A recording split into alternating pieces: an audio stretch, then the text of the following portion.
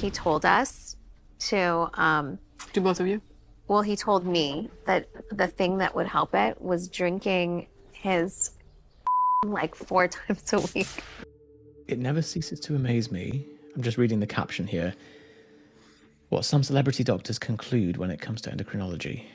Kourtney Kardashian's doctor says to drink Travis Barker's semen 4 times a week for fertility. Right. Is that the entire thing? That's your opinion on, yeah.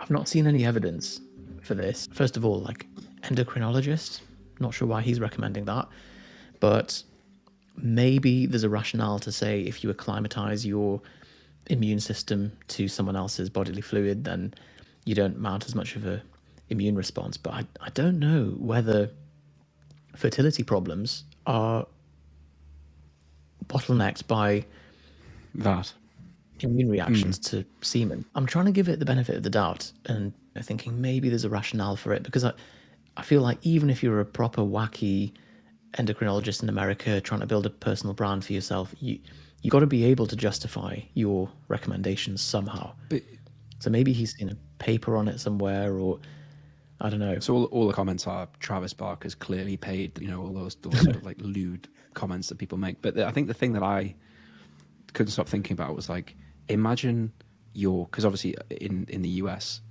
the healthcare there's more of a commercial angle to it, right? There's like a profit driver for it. You're given this chance, like you are Kourtney Kardashian's doctor, trying to help her overcome a fertility problem. The recommendation you give is going to be put on like the social media channels and a TV series and millions of viewers.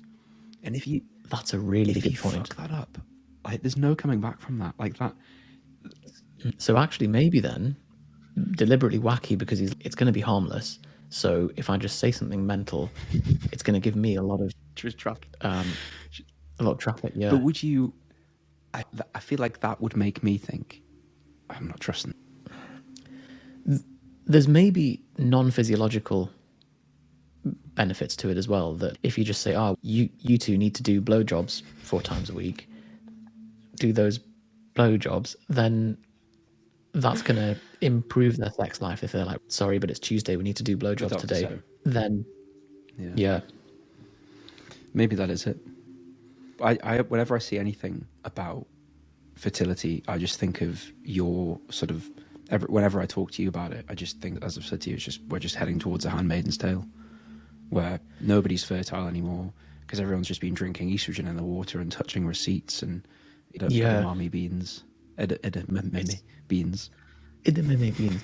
It's true. I suppose one more comment really is that there is an opportunity cost to swallowing semen, isn't there? Because that there is the clip that's going on TikTok and Instagram, isn't it? Oh, gosh, just nothing before it and nothing after it. Just that. We could make that the intro to the podcast. So 4 times a week, that's 4 cums that you're not getting in your vagina, isn't it? So if you're trying for a baby, it's all about the reps and volume. That's a good point. So it has to, what he's claiming there is that load is worth so much more in your stomach. It is odd that like the immune reaction occurs, or that whatever he's arguing, it's somehow better in your stomach than elsewhere, isn't he?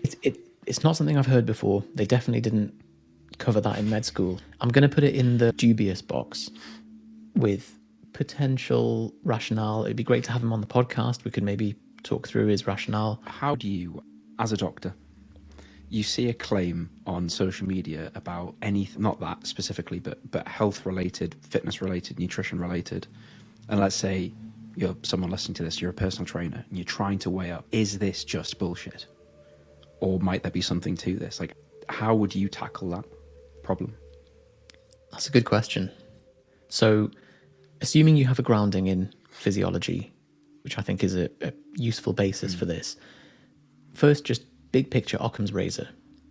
Is this, on the face of it, does it pass the sniff test? If yes, fine. See if we can find a reason why it does or why it doesn't. Next step is look at, is there some kind of mechanism that relates to this? And is there a known mechanism? If so, fine. Again, it can go into the green box. If there's not a known mechanism, you think, okay, is there maybe a fringe mechanism that's currently to do with epigenetics or all the kind of new sides of medicine that are really on the cutting edge, stem cells and all that stuff? Okay, fine. Well, let's look into that and see if there's a couple of papers of preliminary findings that might indicate that this has got some truth to it. And then if there isn't, then you've really got to ask, okay, is this person just claiming it works because of chakras or because of something like that? And it's useful, particularly with things like, and I'm sorry to throw him under the bus, but Ben Greenfield. Yeah, that's a great example. That is a great example of exactly that. Because I sit and wonder while I'm having my morning coffee and I'm watching him sat in front of some red lights and shooting oil around his mouth and got like blue things on his head. Like, should I be doing that? Mm-hmm. Is that it? Would that be a good idea for me? And like, very difficult to wrap your head around it. And well, what he does is he will quote bits of physiology or mechanisms or throw in the word nitric oxide or something like that. And so the question there is, okay, is that mechanism that he's citing relevant to what he's doing, or is he just throwing it in there for the sake of clout? And if so, what's the effect size? How much of an effect will you get from that? And that's where you have to look at the data and say, okay, is this worth the average Joe doing, or is this just worth Ben Greenfield doing because he happens to already live in an off-grid wood cabin with a transcranial stimulator and a red light box on his ball sack and a cold plunge pool? And what's the cost? All this other stuff. Like, it's fine if he gets sent things for free. That's one thing. But if to model that, you're looking at a couple of grand a month in equipment or whatever to maintain it. I think that's the other side. Yeah, and I think that's a good point, that the other frame is what's the cost benefit and what's the risk benefit. So Peter Attia has a really good model of, are you picking up dollars out in front of the tricycle, or are you picking up pennies in front of a train? Yeah, I mean, that mental image really drives it home, doesn't it? Yeah, so if you go, oh, I could take metformin because maybe it'll provide some improvement for my insulin sensitivity. Which okay, how well tested is it? Diabetes. Moderately. Yeah. Yeah, so it's got a good track record. You go, okay, fine.